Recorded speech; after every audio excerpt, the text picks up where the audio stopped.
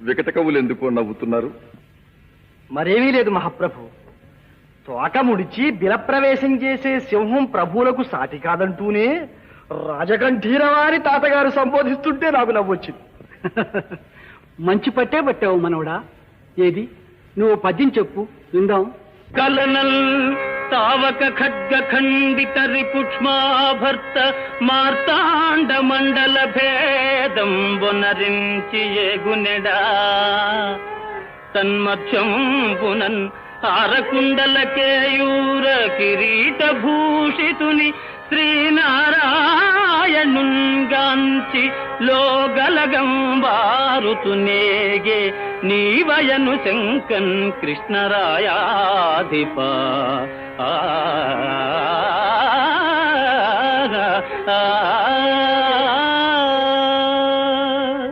షహబాష్.